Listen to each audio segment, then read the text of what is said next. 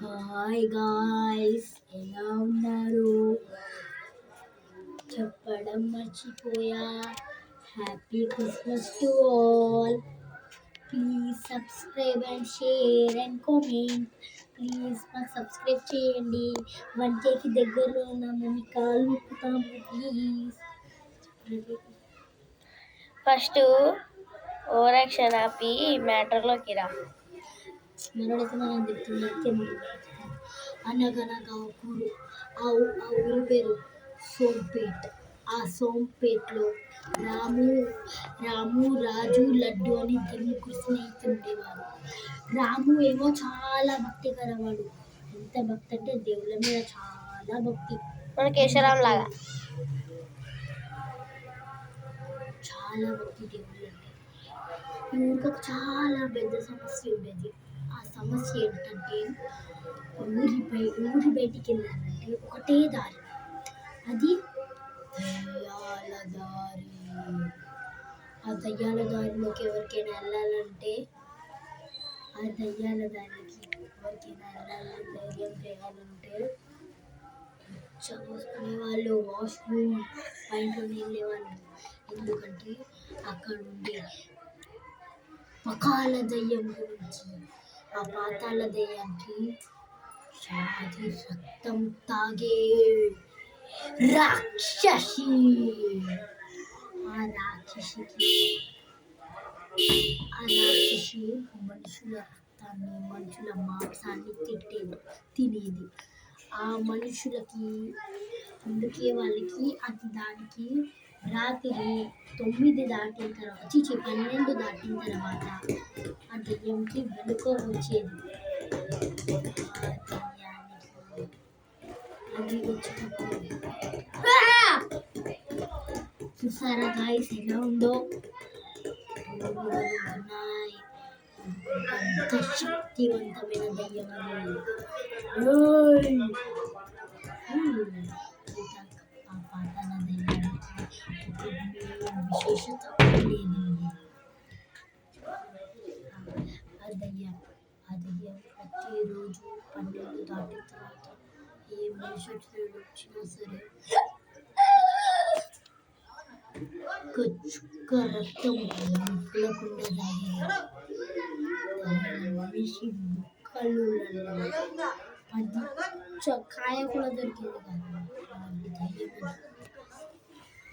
మళ్ళా రాముకి చాలా భక్తి చెప్పాను కదా.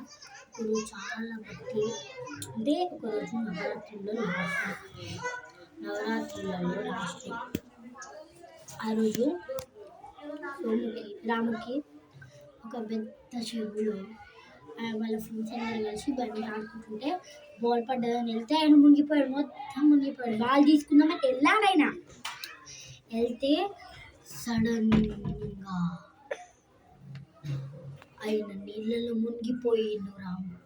రాము మునిగిపోయేసరికి రాజు కూడా వెళ్ళమనుకుంటే వెళ్ళొద్దు అని అందరూ పట్టుకున్నారు.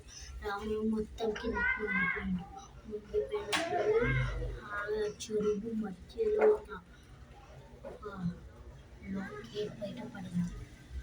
ఆ లాకెట్లో అమ్మవారి శక్తివంతమైన అమ్మవారిది చాలా పవర్ఫుల్. అమ్మవారు రౌద్ర రూపంలో అంటే కాళిక, భద్రకాళి వాళ్ళందరికీ ఎంత శక్తి ఉంటుంది. ఆ శక్తి అంటే అమ్మవారు ఒక్కసారి కోపం వచ్చినందుకు అప్పుడు ఆ అగ్నిజ్వాలల నుంచి ఒక అగ్నిజ్వాలం వచ్చి ఇక్కడ పడేసరికి దానికి ఎంత పవర్ పెరిగిందంటే అమ్మవారి త్రిశూలంలో అంత శక్తి అంటే ఉంటుంది. అట్లాంటి లాకెట్ ఆయనకి దొరికింది. బాగుంది కానీ శక్తులు అట్లా బయటపడేళ్ళు. దాన్ని బాగుంది కానీ చేసుకుని దేవుడి దగ్గర వేసుకున్నాడు. ఒకరోజు ఆయనకి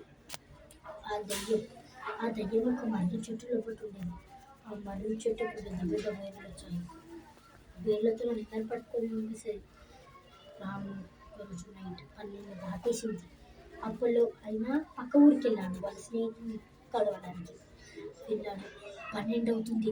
12 అవ్వడానికి 5 నిమిషాలు ఉన్నాయని త్వరగా ఉరుకుతుంటే కూడా కరెక్ట్ ఆ మర్రి చెట్టు దగ్గరికి వచ్చేసరికి 12 అవుతుంది. 12 అయ్యేసరికి నాకు ఎంతో భయం వేసింది. ఉరికిపోతూ ఉన్నాడు. ఆ పెద్ద వేలు ఆ మర్రి చెట్టుకుండే వేర్లు వచ్చి పట్టుకొని కింద పడేసాయి. ఆయన కాళ్ళని పట్టుకునేసరికి ఆయనని గట్టిగా ఒక్కసారి ప్లేస్ వదిలేసింది. ఒక పెద్ద చెట్టుకు తాకి పడిపోయాడు. అప్పుడు నేను చెప్పాను కదా లోకెట్లో కుంకుమ ఉందని అమ్మవారు జ్యోతిర్లింగం ఆ రక్తం ఎల్లైన వెళ్ళేసరికి నా భక్తిని కొడతా అనేసి అమ్మవారి కోపం వచ్చి ఒడేసారి ఒక పెద్ద రౌద్రం తీసుకొని ఆ త్రిశూలం వచ్చి ఆ మర్రి చెట్టుని మూడల మొత్తం కట్ చేసి దాన్ని నాశనం చేసింది. దాని తర్వాత ఒక్కసారిగా ఆ దయ్యానికి కోపం వచ్చి దెబ్బకి రాము భయపడిపోయాడు. భయపడిపోయిన రాముకి ఒకటే స్ప్రో పడిపోయాడు. అమ్మవారు రౌద్రూపం వచ్చి నా భక్తులు ఎందుకు అని ఫేస్ టు ఫేస్ అడిగేసరికి నా ఇష్టం నువ్వెవరు చెప్పడానికి అని అంటారు. అమ్మవారి చాలా కోపం వస్తుంది. ఒకసారి కొద్దిసేపు అనేసి వెళ్ళిపోతుంది అమ్మవారు. కానీ ఇంకోసారి రాముని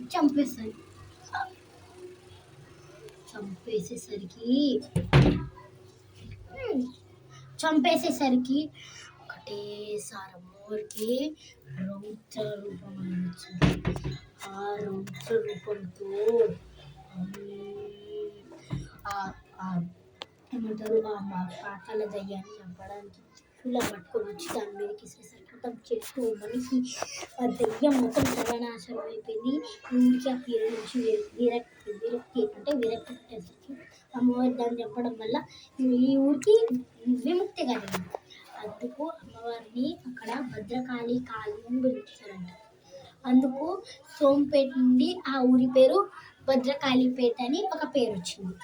ఇట్లాంటి మోర్ ఇంట్రెస్టింగ్ వీడియోస్ గురించి మా ఛానల్ సబ్స్క్రైబ్ చేయండి, షేర్ చేయండి అండ్ కామెంట్ చేయండి.